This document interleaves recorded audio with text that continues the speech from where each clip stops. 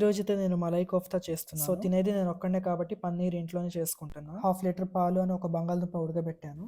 పాలల్లో కొంచెం నిమ్మకాయ వేసి ఇంకా పన్నీర్‌లా చేసుకున్నా. గ్రేవీ కోసం ఒక పెద్ద టమాటో, ఒక ఆనియన్ తీసుకున్నాను. వాటిని సన్నగా తరుక్కోవాల్సిన అవసరం లేదు. కొంచెం పెద్ద ముక్కలే తరుక్కున్నాను. ఒక పాన్‌లో ఒక స్పూన్ ఆయిల్, కొంచెం జీలకర్ర, కొన్ని కాజు వేసుకోండి. ఈ బిర్యానీ దినుసులు ఇది మస్ట్ అండ్ షుడ్. ఇదే టేస్ట్ వచ్చేది దీంట్లో. మీరు గ్రేవీ ఎక్కువ చేయాలనుకుంటే అన్నింటి క్వాంటిటీ పెంచండి. ఇంకా తరిగిన ఉల్లిపాయలు, టమాటాలు వేసుకొని ఫ్రై చేసుకొని పక్కన పెట్టుకోండి. ఇదైతే చల్లార్చాక గ్రేవీగా చేసుకోవాలి స్మూత్ పేస్ట్ లాగా. ఇప్పుడైతే కోఫ్తా రెడీ చేస్తున్నాను. ఉడకబెట్టిన పొటాటో, పన్నీర్ ని మ్యాష్ చేసుకోవాలి. ఇంకా దాంట్లో తరిగిన క్యారెట్, కొంచెం ధనియా పౌడర్, పెప్పర్ పౌడర్, కొంచెం సాల్ట్ వేసుకున్నాను. మీకు నచ్చిన వెజిటేబుల్స్ కూడా దీంట్లో యాడ్ చేయొచ్చు. Like beetroot, carrot, capsicum, cabbage. దీంట్లో ఒక స్పూన్ మైదా వేసుకొని మొత్తం బాల్స్ లా చేసుకోవాలి. ఇంకా ఈ బాల్స్ ని కార్న్ ఫ్లోర్ డిప్ చేయాలి, క్రాక్స్ రాకుండా ఫ్రై చేసేటప్పుడు. మీరు దీన్ని నాన్ వెజ్ తో కూడా చేయొచ్చు. వెజిటేబుల్స్ బదులు చికెన్ వాడండి సరిపోతుంది. మిగిలిన ప్రాసెస్ మొత్తం సేమ్ ఉంటుంది. ఇంకా కడాయిలో కొంచెం ఆయిల్ తీసుకుని హీట్ ఎక్కాక అన్ని బాల్స్ ని ఫ్రై చేసుకున్నాను. ఇంకో పాన్ లో కొంచెం బటర్, జింజర్ గార్లిక్ పేస్ట్ వేసుకొని ఫ్రై చేసుకున్నాను. నెక్స్ట్ కొంచెం పసుపు, మీ రుచికి తగ్గట్టు ఉప్పు, కారం వేసుకొని ఫ్రై చేసుకోండి. కొంచెం తరిగిన పచ్చిమిర్చి వేసి ఈ పేస్ట్ ని వేసేయాలి. ఇది ఉడికిన తర్వాత దీంట్లో 2 స్పూన్ల ఫ్రెష్ క్రీమ్ వేసుకోండి. ఫ్రెష్ క్రీమ్ లేకపోతే మలాయి అయినా యూజ్ చేయొచ్చు.